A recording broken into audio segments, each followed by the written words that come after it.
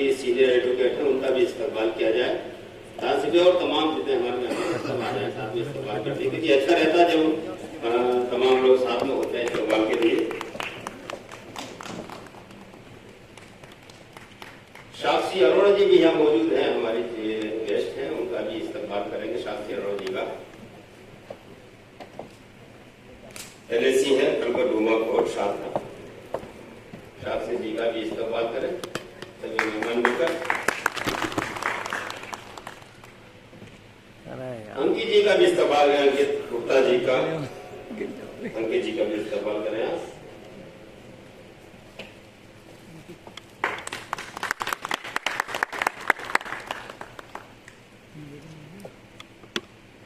बहुत बहुत शुक्रिया।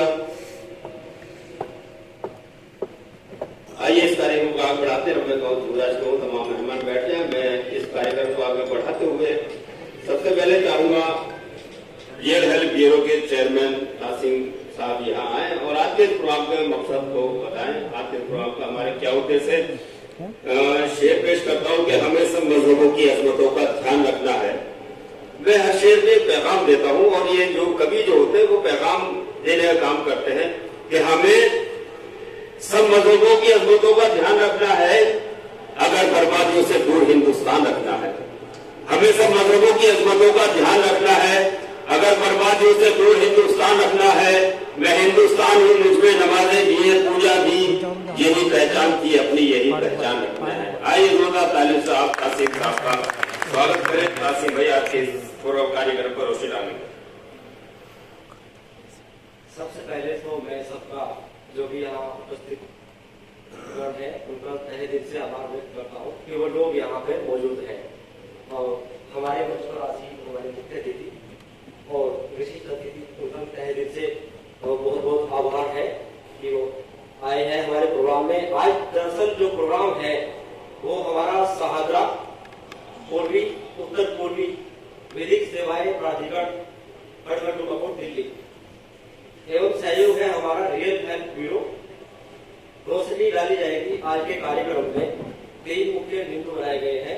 पहला बिंदु है हमारा वरिष्ठ नागरिकों के अधिकार, उस पर चर्चा की जाएगी, उस पर बातें होगी कि उनके क्या क्या अधिकार हैं और क्या क्या उनके अधिकार पर वंचित है लोग, वो भी जागरूक हो जाएंगे। उसके बाद दूसरी कड़ी बनेगी हमारी महिलाओं के अधिकार। महिलाओं के लिए जो अधिकार है उसके बारे में रोशनी डाली जाएगी। उसके बाद तीसरा बिंदु जो है वह आपका पशु क्रूर का अधिनियम। आप देखते हैं सड़कों पे कहीं भी गली कोने में एक्सीडेंटल डॉग्स है या गौ है या और पशु या कोई भी जीव जंतु, उनके साथ घटना घटित हो जाती है, लेकिन लोग उसे इग्नोर करके आगे बढ़ जाते हैं। लेकिन कानून उनके लिए भी है, तो उसमें भी चर्चा की जाएगी आज। तो इसमें मेन मोटो हमारा यही है कि कानून के बारे में हमें जागरूक होना चाहिए। तो इसी के साथ मैं सबका फिर दोबारे तहे दिल से आभार व्यक्त करता हूँ कि भाई आप लोग उपस्थित हुए हैं इस प्रोग्राम में और आज के जो कार्यक्रम है इसको रोशनी डाली जाएगी। आज के जो संचालक हमारे दानिश अयूबी साहब है, वो देख रहे होगा, ये शायर भी है, इनके द्वारा संचालक किया जाएगा। और बाकी हमारे जो भी है उनके विचार और जो भी कोई हमारा पदाधिकारी या कोई भी हम द्वारा जो भी कोई पूछना चाह रहा है वो पूछ भी सकता है और अपने विचार रख भी सकता है स्टेज पर, हो जाएगा। तो आगे कड़ी बढ़ाते हुए संचालक साहब आपको बताएंगे और धन्यवाद। बहुत बहुत धन्यवाद कासिम भाई, आपने पूरी जानकारी हमको दे दी है और मेरे लिए बहुत आसान हो गया है कि हमें आगे कार्य किस तरह चलाना है।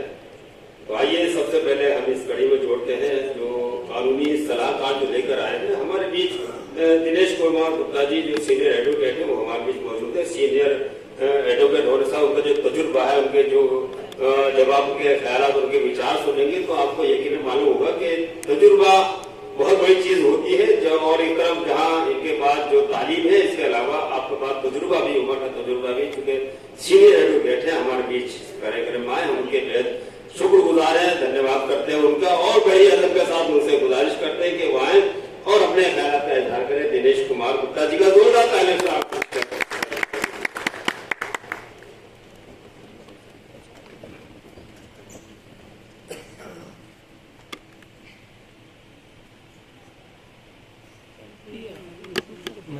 काट दूंगा मैं काट दूंगा। मुझे जो टॉपिक दिया गया है maintenance and welfare of parents and senior citizen act 2007, इसके बारे में क्यों एक्ट बनाने के लिए आवश्यकता पड़ी। सबसे पहली बात ये ऑब्जेक्ट क्या था। ऑब्जेक्ट ये था कोर्ट में सीनियर सिटीजन आते थे उनको न्याय इसलिए इस एक्ट को पार्लियामेंट द्वारा पारित किया गया, लागू किया गया 2007 में। और ये कहा गया जो भी आप सीनियर सिटीजन हैं या माता पिता हैं वो सीधे सीनियर सिटीजन फोरम में जाएं और वहां पे अपनी एप्लीकेशन लगाएं और 90 दिन में आपका डिसीजन देंगे। जिससे और काम हो भी रहा है, लोगों को जानकारी कम है, इसीलिए आपको बताना चाहता हूँ। इसमें ऑब्जेक्ट तो ये हो गया। उसके बाद जो है डेफिनेशन चिल्ड्रन की क्या है। चिल्ड्रन में सारे son, daughter, grandson, granddaughter, son in law, daughter in law, और इसमें माइनर इंक्लूड नहीं होते। और यदि सीनियर सिटीजन की मृत्यु होती है तो उसको जो भी प्रॉपर्टी मिलती है उसका वारिस बनता है, वो भी इसका जिम्मेदार है। इन सभी से माता पिता और सीनियर सिटीजन मेंटेनेंस मांग सकते हैं। मेंटेनेंस का मतलब रोटी कपड़ा मकान और मेडिसिन और जरूरी चीजें जरूरी उनको देनी पड़ेगी। मेंटेनेंस प्रोविजन ये है कि फूड, क्लॉथ, रेजिडेंस और मेडिकल अटेंडेंस एंड ट्रीटमेंट इनकी जिम्मेदारी है वो दे। पेरेंट्स में father, mother, grandfather, grandmother, whether ये बायोलॉजिकल एडॉप्शन और स्टेप मदर और सीनियर सिटीजन। माता पिता का होना सीनियर सिटीजन नहीं है अगर उनकी उम्र 60 साल से कम है। सीनियर सिटीजन 60 साल और उससे ऊपर सभी इसी कैटेगरी में आते हैं। मेंटेनेंस के लिए अगर बच्चे आपका मेंटेनेंस नहीं देते, इसके लिए ट्रिब्यूनल बनाया गया है, जो कि ट्रिब्यूनल सभी डिस्ट्रिक्ट मजिस्ट्रेट के यहाँ है। वहां पे एडीएम के सामने एप्लीकेशन लगानी पड़ती है। आपको लिखनी नहीं आती तो free of cost legal aid clinic सभी डीएम ऑफिस में खोले गए हैं, वहां पे आप जा सकते हैं। वहां पे डेली 10 बजे से 1:30 बजे तक, कहीं 10:30 से 2 बजे तक एक एलएसी लीगल एड काउंसिल तथा एक पैरालीगल वॉलंटियर आपको मिलेगा।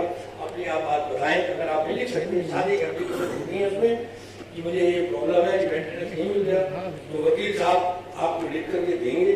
एलएसी जो डीएनएससी की तरफ से है, डीएनएससी की तरफ से पैरालीगल वॉलंटियर है, एप्लीकेशन लिखेंगे और पैरालीगल वॉलंटियर एप्लीकेशन मिलेगी, एडीएम के जमा कराएगा और उसका डिसीजन उसको 90 दिन के अंदर देना पड़ेगा। जिसके खिलाफ आप केस करोगे उसको नोटिस जाएगा। और दूसरी बात यह है इसमें एडवोकेट दोनों तरफ से कोई अलाउड नहीं है और 90 दिन के अंदर फैसला लेना है। उस फैसले के बाद अगर दोनों पार्टी में कोई भी संतुष्ट नहीं है तो उसकी अपील भी कर सकते हैं। अगर कोई भी प्रॉपर्टी आपने फ्रॉडलेंटली या वायलेंटली गिफ्ट की या किसी भी तरीके से ट्रांसफर की और आपके बच्चे मेंटेनेंस नहीं कर रहे तो उसकी एप्लीकेशन लगा सकते हैं एडीएम के ट्रिब्यूनल में। उसका ऑप्शन देखिए आपको मेंटेनेंस मिलेगा।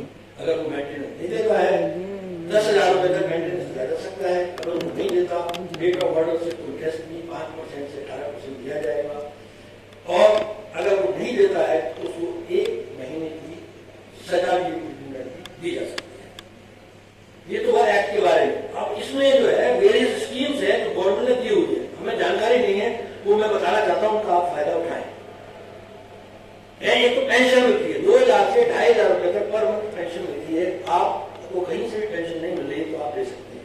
पेंशन एनसीडी भी देती है, दिल्ली गवर्नमेंट भी देती है, सेंट्रल गवर्नमेंट भी देती है और पेंशन जब रिटायर होते हैं वहां से। लेकिन पेंशन जो मिलेगी सब एक जगह से मिलेगी। आपको एफिडेविट देना पड़ेगा कि मैं पेंशन के अलावा कहीं से नहीं मिला। इसके साथ साथ डीएलएस से जो सभी कोर्टों में ऑफिस फ्रंट ऑफिस खुले हुए हैं वहां पे भी आप मिल सकते हो। और 4 लाख रुपए तक इनकम है तो आपको फ्री वकील, कोर्ट की फीस, फोटो स्टेट और कोई भी जानकारी सहायता किसी भी प्रकार की चाहिए वहां से मिलेगी। और अगर लेडीज है उनकी इनकम की कोई जरूरत नहीं, चाहे उनकी income 1 lakh 2 lakh 10 lakh per month हो उनको भी सुविधा फ्री मिलेगी। इसके साथ साथ अगर कोई भी कभी भी कोई प्रॉब्लम है तो नंबर है 1516 उस पर आप अप्रोच कर सकते हैं।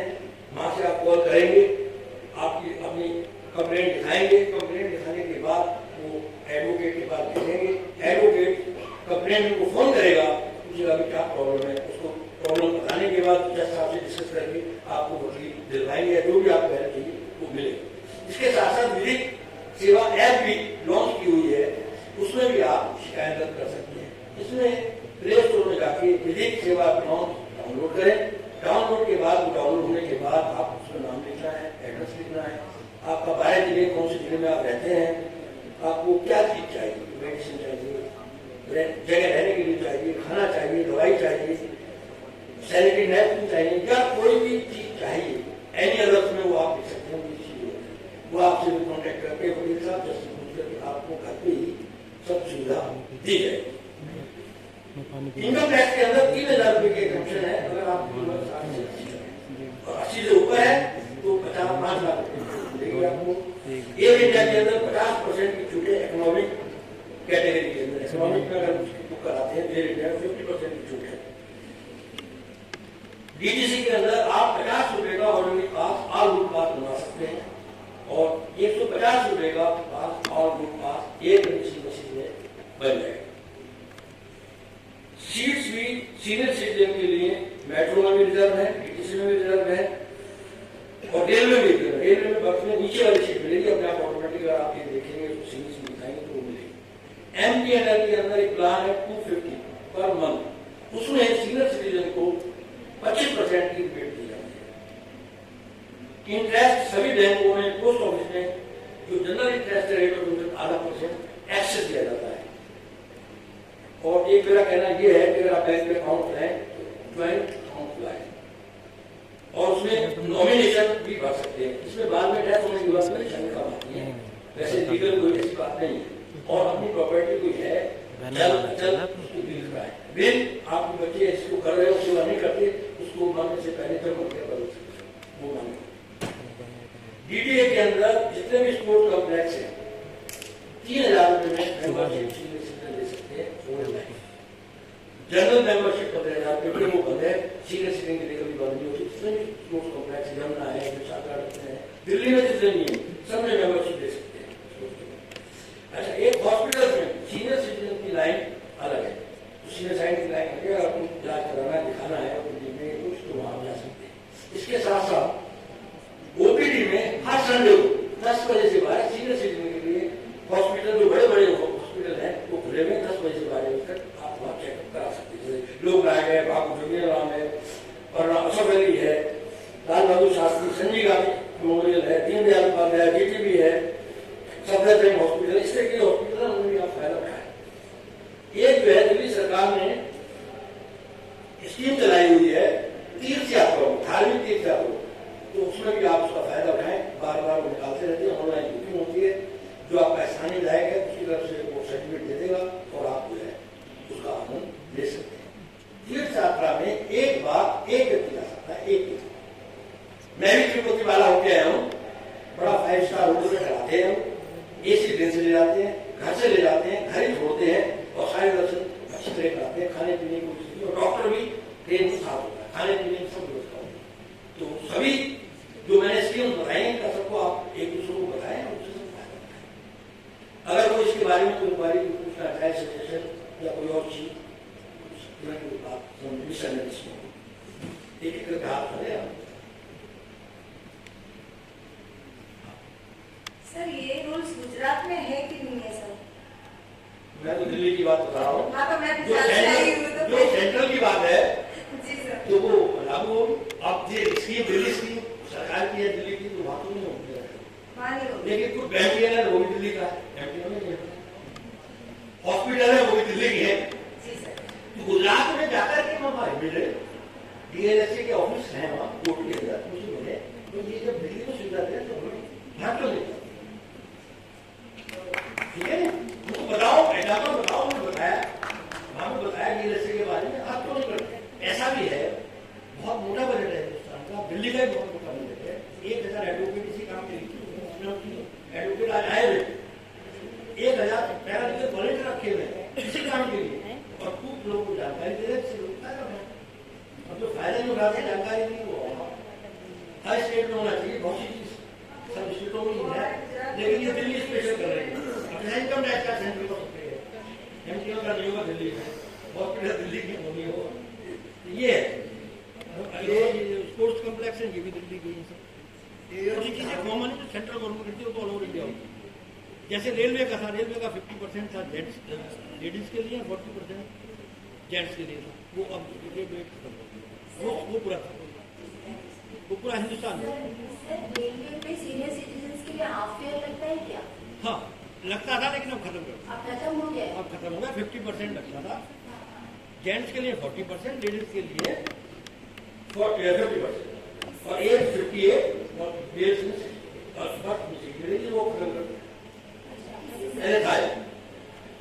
लोगों को जानकारी नहीं ना, भाव है। ये जो धार्मिक यात्रा का भी आपने